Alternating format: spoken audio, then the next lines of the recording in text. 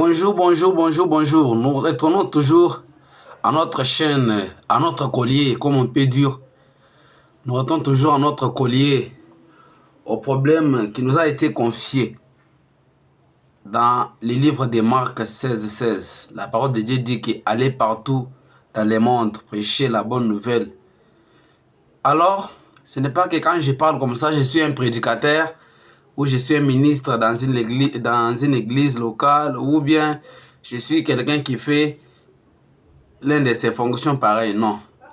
Moi, quand j'ai créé un compte YouTube, c'est pour quand même commencer à donner certaines pensées, pour commencer à expliquer, donner quand même l'éclairage sur certaines choses que les internautes sont en train de parler. Les internautes qui sont même les pasteurs des églises locaux, ils sont en train de dire certaines choses qui ne sont pas toujours écrites comme il faut. Donc, un pasteur irresponsable qui est un internaute, un pasteur qu'on a donné la charge d'âme, on lui a donné la charge d'amener les âmes au Seigneur. Toi, un véritable pasteur, un vrai pasteur, il doit penser comment il doit partir avec ces âmes-là. Mais si tu es un vrai pasteur, tu laisses d'abord ça, tu montes sur les réseaux sociaux pour commencer à parler à mal contre quelqu'un d'autre, pour commencer à parler à mal contre un certain prophète, contre un certain pasteur, contre un autre pasteur. Ça, je dis que tu as manqué ta place là, tu n'es pas un bon pasteur, tu es un pasteur irresponsable. Tes sujets d'aujourd'hui, tes propos d'aujourd'hui changeront quoi? La parole de Dieu dit que ce qui est écrit est déjà écrit. Ça changera quoi? Ou bien si tu montes avec 100 citations des frères Branham qui parlent de la franc-maçonnerie, qui parlent, ou bien si tu montes par exemple avec 1000 citations où frère Branham est en train de dire que je suis franc-maçon, cela changera quoi? Si le Seigneur Jésus-Christ a été taxé de Belzéboul, si le Seigneur Jésus-Christ on l'a taxé qu'il est le prince des démons, par les pharisiens, les maîtres des Écritures. Alors toi, quelqu'un qui est né en 1900, quelqu'un qui est né déjà en 1900, qu'est-ce que tu pourras changer? Ou bien si tu montes avec tes propos là sur les réseaux sociaux, ça fera écrouler les tabernacles. Ou bien ça fera changer les croyances des croyants du tabernacle. Ou bien ça fera que Branham puisse, ça fera que nous puissions refuser Branham comme prophète. Ça changera quoi? Ou bien si tu montres que, hey, regardez, dans telle prédication de Branham là, il dit ceci, il dit cela. Oui, je connais très bien vos prédications des frères Branham que vous prenez là. Je vais d'abord compter. Vous les internautes qui parlez au sujet des frères Branham qui est la franc-maçon, de la franc-maçon là, regardez la prédication, les prédications que vous utilisez pour jeter la franc-maçonnerie aux frères Branham. Je vais les lire. Je vais d'abord vous donner leur titre. Vous utilisez souvent la prédication de frère Branham intitulée La seconde venue du 20 février 1955 au paragraphe 14. Je vais expliquer ça. Vous utilisez encore cette prédication.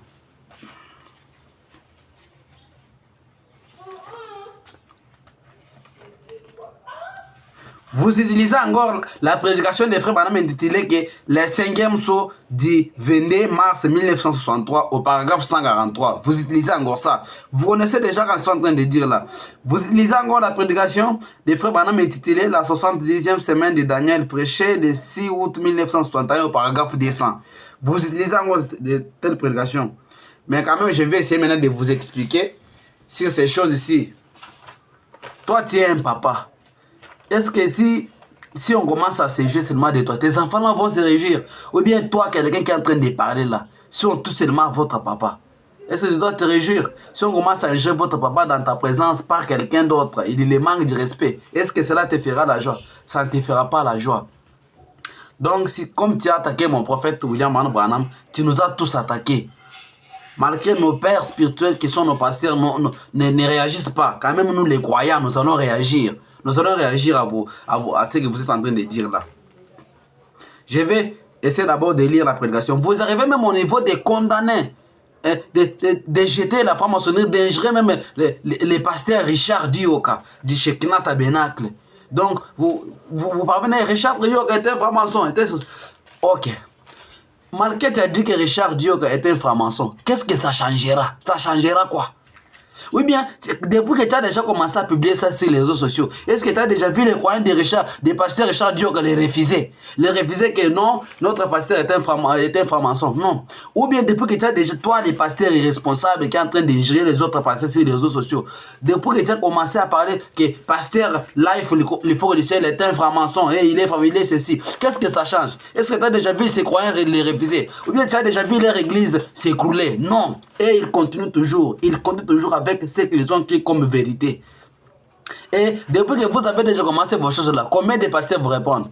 Eh, toi, les pasteurs André Vibiti là, tu es de ceci, c'est là. Quand vous dites là, tabernacle d'embouchement c'est déjà écoulé, ça reste toujours. Alors, vous ne pouvez pas jouer avec nos pasteurs. Eh, toi, tel pasteur, tu es de ceci. Encore, tu as le courage de citer même les pasteurs en train d'utiliser des prédications. Eh, regardez ceci. William Branham était de la franc-maçonnerie. William Branham, moi je t'assure que William Branham n'était pas du secte franc-maçonnique. Il n'était pas un franc-maçon. Je vais d'abord commencer à lire la prédication ici, où surtout vous, les internautes, sur TikTok, nous n'avons pas la paix. Sur Facebook, nous n'avons pas la paix. Sur YouTube, donc sur tous les plateformes de l'Internet, nous n'avons pas la paix. Disait Branham est un franc-maçon, et prenez dans sa prédication, et c'est de vous parler. Oui, je vais d'abord commencer à expliquer prédication, parmi toutes les prédications que vous utilisez là. Je commence d'abord à expliquer. Je vais commencer avec la prédication d'abord intitulée le 5e sceau. Le 5e sceau au paragraphe 143. Cette prédication est prêchée le 22 mars 1963, les prédications que vous utilisez, que Branham, n'est-ce pas, c'est Branham qui dit, c'est Branham qui dit, oui, je vais d'abord lire ces paragraphes. Vous les francs-maçons, je vais vous faire remarquer, vous vous souvenez du signe de la croix, là, vous vous souvenez du signe de la croix, là, vous savez de quoi je parle. Est-ce que, quand Branham m'a dit que, vous les francs-maçons, vous vous souvenez du signe de la croix, quand il a dit comme ça, donc il est devenu un franc-maçon. Ou bien un féticheur qui peut dire, vous les chrétiens, vous vous souvenez du signe de la croix là? Là, vous savez de quoi je parle. Si un féticheur s'adresse à moi comme ça, il dit que toi, un chrétien, j'aimerais te faire remarquer quelque chose. Tu te souviens du signe de la croix là? Tu sais de quoi je parle. Maintenant, déjà moi, comme je suis un chrétien, je vais directement dire, quand il parle de la croix, déjà, il s'agit de la croix du Seigneur Jésus-Christ. Et vous savez qu'un prophète est un voyant. Il est en train de voir. Quand il est du haut de la chair, il est en train de voir. Il est en train de voir sur les choses qui peuvent se passer en esprit. Il peut les voir. Quand on a dit que vous, les francs-maçons, je vais vous faire remarquer. Vous vous souvenez de ce de la croix là? Là, vous savez de quoi je parle. Oui, il pouvait s'adresser à eux. Comme tout un pasteur qui peut s'adresser à un pécheur. Et toi, un pécheur, tu te rappelles des prudences. Ou toi, les prostituées. Tu te rappelles des choses que vous utilisez comme préservatif là. Toi, les prostituées, tu sais déjà de quoi je parle. Les gens peuvent de comprendre, et donc il a dit cela. Maintenant, il était en train de prêcher. Donc, quand quelqu'un est à la chair en train de prêcher, il va s'adresser à tout le monde. Ce n'est pas que quand il a dit que vous, les francs-maçons, je vais vous faire remarquer, vous vous souvenez des signes de la croix. Toi, tu ne connais pas la croix. Donc, quand quelqu'un a dit que vous vous souvenez des signes de la croix, donc directement, il est devenu franc-maçon. Il y a d'autres même pasteurs qui disent que comment quelqu'un il peut louer la salle des francs-maçons pour commencer à prêcher si les francs-maçons n'ont pas accepté. Toi, les pasteurs les pasteurs qui ont souvent l'art de parler les choses pareilles, je vais te faire remarquer quelque chose. Toi, depuis que tu es né, tous les hôtels que tu as déjà loués dans tes voyages, tous les hôtels que tu entres pour louer, on peut même t'appeler d'aller prêcher en Europe. On te loge sur un certain hôtel. Est-ce que tu connais très bien celui qui a créé l'hôtel là? Tu connais comment? Quelle est la manière qu'il a fourni pour commencer à créer cet hôtel. Tu connais. Maintenant, si cette personne de l'hôtel où tu es logé là, il est les francs-maçons. Donc, quand tu as loué son hôtel, quand tu es entré dans son hôtel, donc tu es devenu un franc-maçon. Ou bien si tu loues l'hôtel d'un sorcier, l'hôtel d'un grand fétichier. Parce que les féticheurs aussi ont de l'argent, ont beaucoup de choses. Ils ont les hôtels. Maintenant, on peut t'appeler, va en Amérique, on te loge sur un certain hôtel. L'hôtel d'une certaine personne. Maintenant, il est du monde spiritisme. Alors, c'est-à-dire, tu es aussi devenu comme lui. Non. Vous voyez, à l'époque où Frère Branham était en train de prêcher, là, il n'avait pas encore, donc je pourrais dire qu'il était encore au début. Cette époque-là, ce sont les francs-maçons qui avaient des grandes salles à l'époque en Amérique. Ce sont les francs-maçons qui avaient les grandes salles en Amérique. Ils pouvaient louer leurs salles pour prêcher l'évangile, pour donner l'éclairage sur l'évangile. Ils pouvaient prêcher et on pouvait lui donner une salle. Ils pouvaient louer une salle. Maintenant, quand il loue une salle des francs-maçons, ce n'est pas que quand il prêche dans les salles des francs-maçons, il devient quoi? Il devient un franc-maçon non plus. Vous qui faites les mariages là, les salles des témoins de Jéhovah, les salles du saint des derniers jours que nous appelons les Mormons qui ont créé Joseph Smith là, quand vous louez leurs salles pour faire vos fêtes là, donc vous êtes devenus aussi les saints des derniers jours, ou vous êtes devenus les témoins de Jéhovah, non? Ou bien vous êtes devenus, quand vous louez leurs salles là, ou bien les salles que vous louez à l'hôtel pour faire les choses, ou bien les chambres que vous louez à l'hôtel. Donc, si les propriétaires de l'hôtel là était un sorcier, donc toi aussi tu es devenu sorcier. Non. Je vais essayer de lire dans la prédication de la seconde venue. Parce que, comment ils pouvaient leur dire que vous savez de quoi je parle. Comme ça, il était aussi là. L'autre pasteur, il dit, comment quelqu'un peut commencer à prêcher dans la salle des francs-maçons. Donc, pour accéder à la franc-maçonnerie, tu dois faire quoi? Tu dois accepter d'abord d'être franc-maçon. C'est souvent tout. Je vais essayer de lire. Je vais lire dans la seconde venue où vous avez l'art de lire là. Regardez, prenez dans sa prédication et ceci. Vous parlez. Est-ce que cela ne nous changera pas? Continue. Si tu veux sauver les âmes, sauve les âmes que le Dieu que toi tu sers là t'a donné là. Sauve les âmes là. Et va dans les bars ici, dans les tavernes ici, il y a beaucoup de prostituées. C'est ça le temps où tu peux aller les prêcher l'évangile. C'est ça le temps où tu peux aller en route ici. Il y a beaucoup de gens de mauvaise vie. Tu peux aller commencer à les prêcher l'évangile de la vérité. Comment tu montres seulement si les réseaux sociaux pour commencer? Regardez, Branham est un franc-maçon. Cela changera quoi. Oui bien nous allons partir en enfer. Et donc c'est toi qui as parlé de non. Ah non, Branham doit amener les gens dans la ruine. Branham doit amener les gens dans la ruine. Il doit les amener dans la ruine. Ils vont partir en enfer. Donc c'est toi qui as les derniers mots. Branham était un franc-maçon. L'église dans sa prédication intitulée La seconde venue du 20 février 1955 au paragraphe 14. Lisez.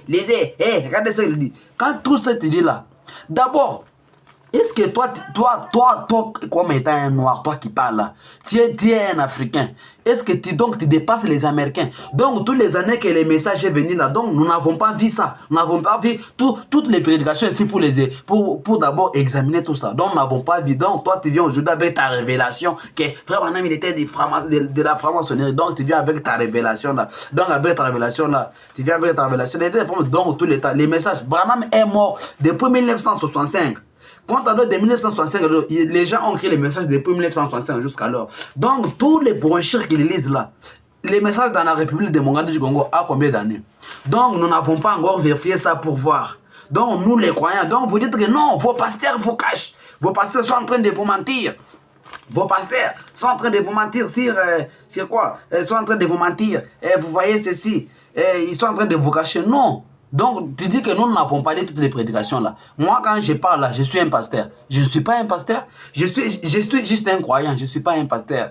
Bon, je vais d'abord lire la prédication que vous défendez que Frère Branham était de la franc-maçon. C'est dans cette prédication, vous dites, hein, et Frère Branham disait que, donc, seulement lui, il était de la franc-maçon. Toute sa famille n'était pas de la franc-maçonnerie. Je viens maintenant commencer à parler.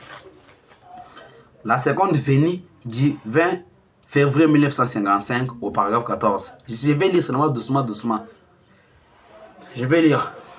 Au paragraphe 14, hein, et avant d'aborder cela, de lire la parole de Dieu, Dieu ne bénira pas mes paroles, mais que Dieu bénisse ses paroles. Ma parole faillira donc. C'est Branham qui est en train de dire, ma parole faillira. Donc, il connaissait que Dieu existait. Ma parole faillira donc. Ma parole faillira donc. C'est Branham qui était en train de dire tout ça.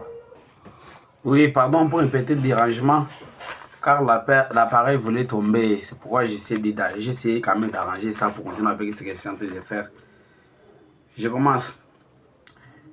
Et avant d'aborder cela, de lire la parole de Dieu, Dieu ne bénira pas mes paroles, mais que Dieu bénisse ses paroles. Ma parole faillira donc. C'est Branham qui est en train de dire que sa parole faillira donc. Car je suis qu'un homme. Branham, donc il connaissait qu'il était un homme. Mais nous ne connaissons pas quand même la confusion pour certaines personnes. Il dit que car je suis qu'un homme. Mes paroles ne peuvent... je suis qu'un homme. Je suis où? Mais les paroles de Dieu ne peuvent pas faillir parce qu'il est Dieu.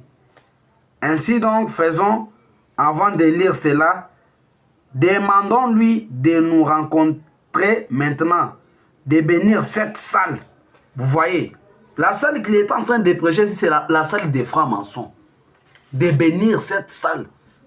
Donc, il savait que là où je prêche, c'est la salle des francs-maçons. Donc, je suis en train de prêcher dans la salle des francs-maçons. Que Dieu d'abord puisse bénir. Quand il dit à Dieu que Dieu puisse d'abord bénir cette salle, il connaissait très bien que quand Dieu bénit cette salle, même s'il y avait n'importe quelle force mystique, quelle force démoniaque, quand Dieu bénit la salle, donc tout cela sera détruit. Et comment? Il faut être aussi quelqu'un qui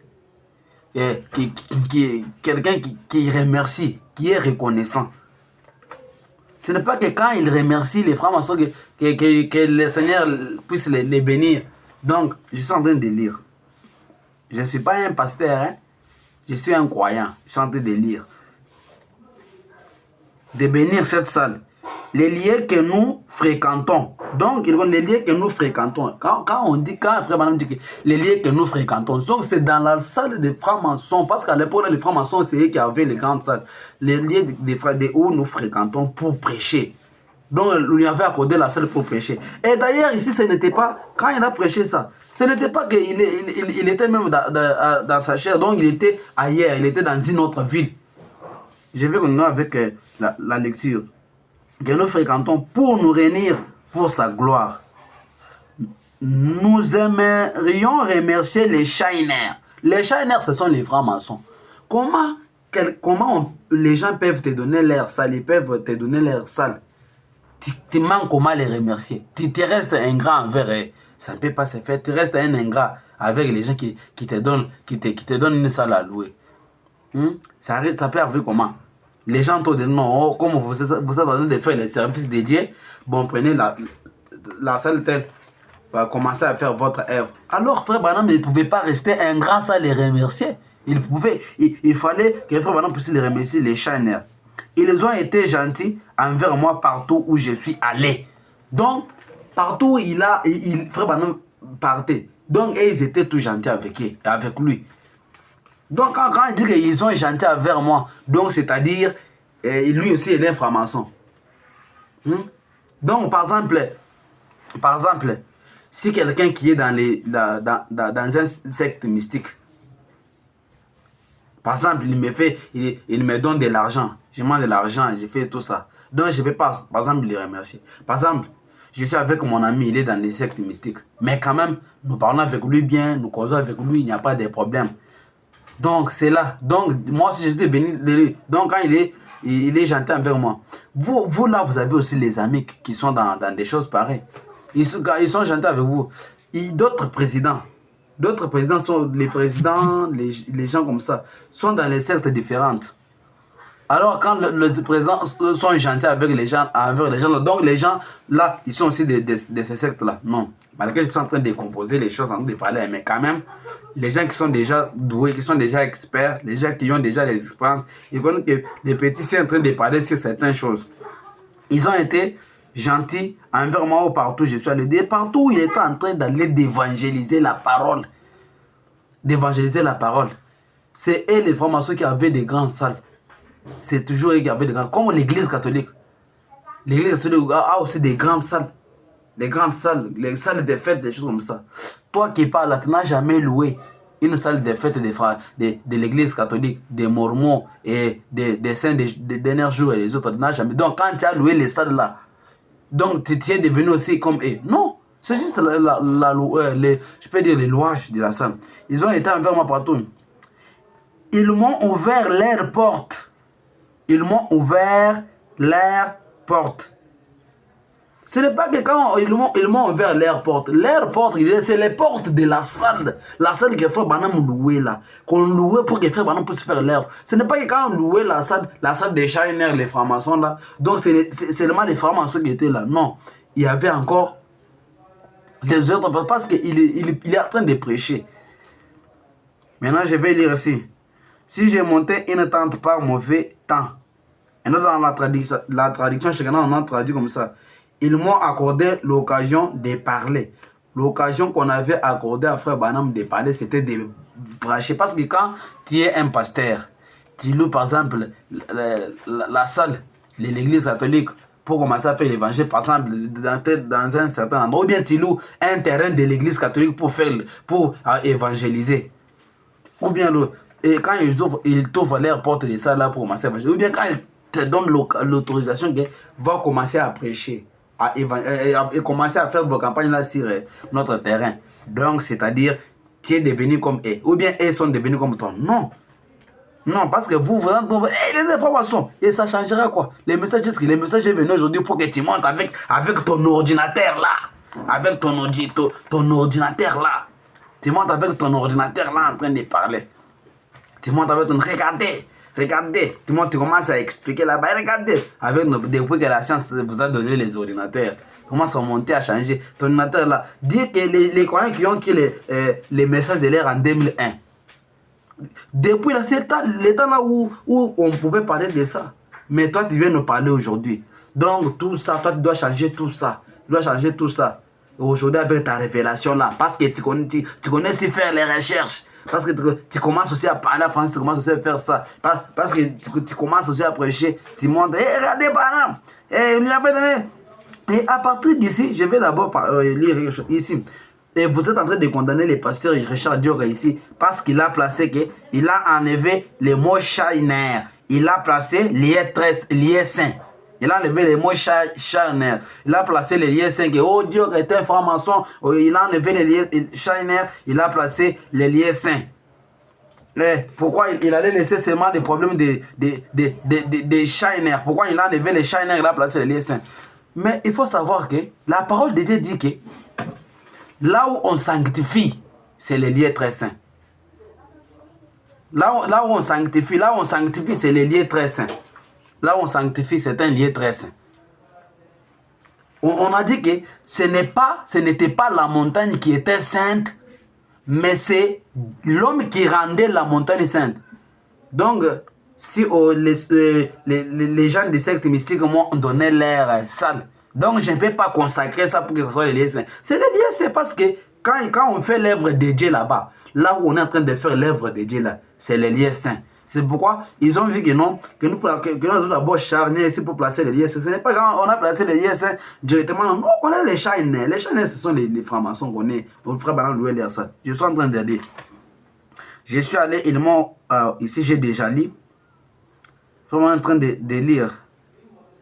Je suis l'unique de ma famille chez mon père, ou du côté de ma mère, ou aussi du côté de ma mère et aussi du côté de ma femme, chez les francs-maçons, les temples ou dans leurs organisations. Dans leurs organisations. Donc, frère Bana me dit que je suis le seul. Oui, parce que frère Bana, il peut dire comme ça, il avait raison, moi je vais expliquer. Ça peut arriver comme ça, sur quelle base? Je peux d'abord t'expliquer. C'est pas comme ça, c'est quelle base quand il est en train de dire ça. Lui, il est en train d'évangéliser. Ce n'est pas toute sa famille qui était en train d'évangéliser. Ce n'est pas que lui, quand les francs-maçons lui donnent l'air sale, donc son père doit aussi être là, sa femme doit aussi être là. Non, c'est lui qui était en train d'évangéliser. C'est pourquoi il pouvait dire que je suis le seul qui évangélise, qui monte sur je peux dire, qui monte sur en train de prêcher dans la salle des francs-maçons, l'air sale où il m'est donné pour commencer à évangéliser. Cela ne veut pas dire que quand il a dit comme ça, quand il a dit qu'il est un franc-maçon, comme ça il était un franc-maçon, comment ça peut lui arriver comme ça? Maintenant, écoute, dans leurs organisations,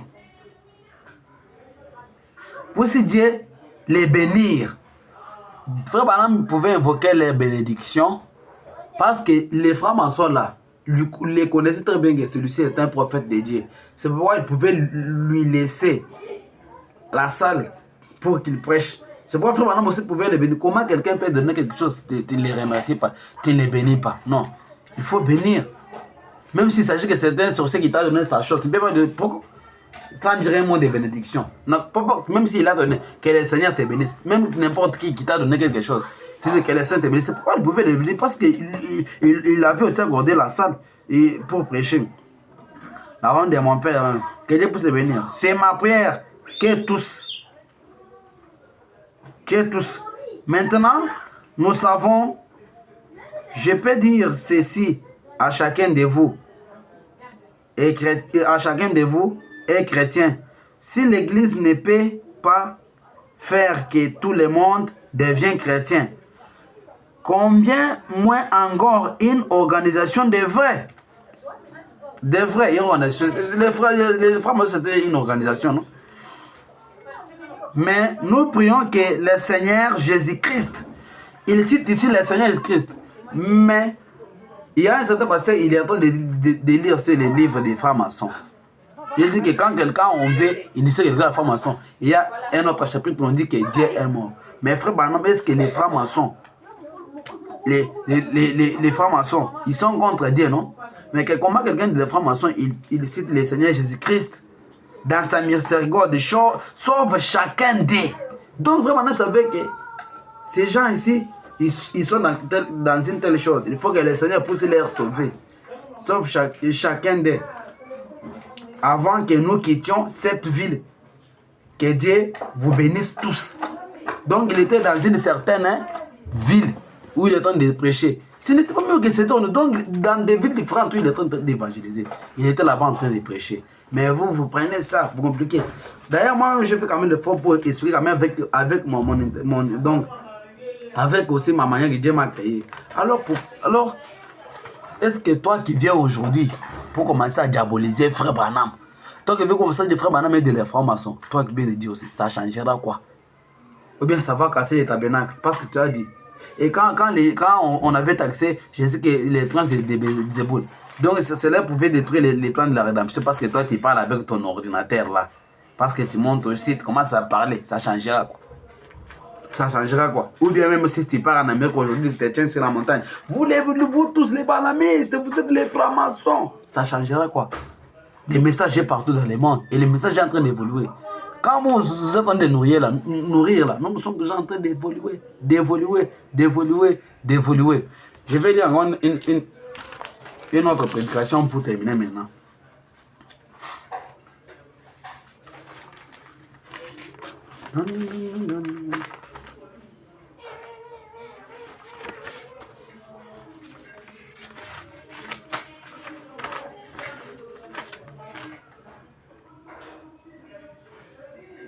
Je vais aller maintenant dans la 70e semaine de Daniel.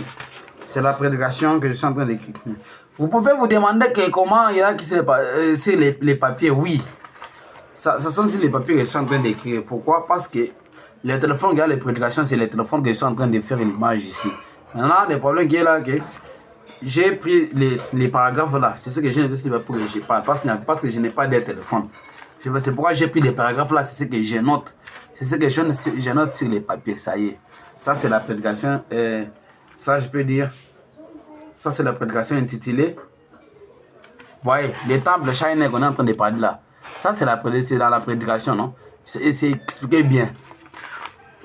L'eau toujours présente du rocher du 24 février 1955, paragraphe 1. Maintenant, c'est Frère qui parle. Merci, frère. Bonsoir, mes amis. Je suis très heureux d'être de retour ce soir ici dans l'auditoire Shineer, association philanthropique franc-maçonnique, pour notre adorable Seigneur Jésus-Christ qui revienne toute la louange et la gloire au siècle des siècles. Donc il était de nouveau de retour. Donc c'est dans des villes où il était en train de prêcher là. Maintenant, peut-être qu'il pouvait faire ces 3 jours, 4 jours. Maintenant, quand il dit que de nouveau, donc il est revenu encore prêcher. Peut-être qu'il avait une semaine de prêcher. Donc, on va revenir pour prêcher. C'est pourquoi il faut d'abord qu'il soit reconnaissant. Je remercie telle doctrine parce que je suis encore de nouveau revenu. Il faut les choses se laissent même comprendre. Vous êtes seulement là pour entrer de diaboliser. Et donc, lui, notre prophète, il était quelqu'un qui était reconnaissant. Il ne pouvait pas être ingrat. C'est pourquoi il dit que pour adorer notre adorable Seigneur Christ, à qui revienne toute la louange et la gloire au siècle des siècles. Les choses sont claires. Donc, il était pour Jésus-Christ. Ce n'est pas qu'il était de la franc-maçonnerie. Donc, c'est les salles, les organisations où il était. Donc, quand vous donnez l'invitation, quand on a donné l'invitation, telle église organise telle chose là-bas, allez-y, l'invitation est là. Il doit refuser de partir. Il doit partir parce qu'on l'a invité. Ce n'est pas que quand on invite quelqu'un, il doit refuser de partir. Non, il doit partir. Il doit partir. Surtout dans les organisations comme ça. C'est pas toi. Donc vous diabolisez tout. Et même si vous avez dit ça va changer. Quoi? Ça ne changera rien. Ça ne changera rien. Je lis encore dans la prédication des frères Branham intitulée Les rideaux du temps. Prêché le 2 mars 1955. Au paragraphe, vous voyez, beaucoup de prédications sont toujours en 1955. 1955. Donc, c'est depuis. Mais regardez les années où Frère Branham est en train de s'approcher vers la mort ici. Ils avaient déjà aussi l'argent. C'est depuis 1955. Vous voyez comment, quand il a commencé, je continue à lire. Au paragraphe 10. Nous sommes reconnaissants à cette fraternité du temple Shineer. Donc, il remerciait il connaissait que ça, c'est fraternité du temple Shineer. Il connaissait que ça, ce sont les fraternités du temple Shineer. De nous avoir permis cet amphithéâtre, de nous avoir permis cette... Donc, il remercie parce qu'il les Shineer, les francs-maçons là, lui avaient donné leur salle pour prêcher. C'est pourquoi, comme amphithéâtre, j'espère que les gardiens et continuez avec les paragraphes là, vous allez entendre qu'on lui a juste donné la salle pour prêcher. Maintenant, je vais aussi lire, je vous avais dit de lire dans la 70e semaine de Daniel pour terminer. C'est la prédication que je suis en train de chercher d'abord ici.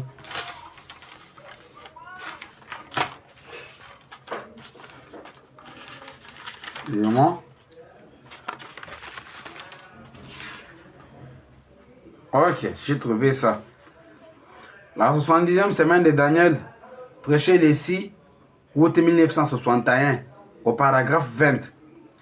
Écoute comment Frère Branham dit que, donc en 1933, c'est depuis, Frère Branham était encore au début, il n'avait rien, c'est pourquoi on pouvait lui emprunter les choses pour prêcher. Alors que nous faisions nos réunions ici au temple de Shineer. Ici, donc, il faisait ses réunions là-bas parce qu'il n'avait pas encore rien. Il était au début, à cette époque-là, c'est les Shineer, les francs-maçons qui avaient des salles, qui avaient des grandes salles. C'est pourquoi ils pouvaient parler. C'est au temple Shineer. Ici, au temple des francs-maçons où il y a l'église du Christ aujourd'hui. un matin d'avril, depuis 1933. Maintenant, vous, les choses qui ont... Donc, nous les croyants du message, nous n'avons pas encore examiné ça.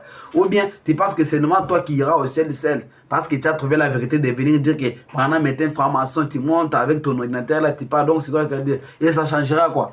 Va prêcher à ton église. Mais si tu as aussi un message, prêche aussi ton message. Si Dieu t'a donné un message, et arrêtez de nous embêter sur les réseaux sociaux avec les les. Arrêtez de nous embêter avec ça. Hein? Il dit donc en 1900, c'était depuis. Les choses sont claires. Comment vous nous embêtez avec les choses pareilles? Et vous vous dites que vous êtes un pasteur responsable ne doit plus agir comme ça. C'est ça un petit message que j'avais ce soir. Que le Dieu d'amour, le Dieu de paix, le Dieu de miséricorde vous bénisse au nom de notre Seigneur Sauveur Jésus-Christ.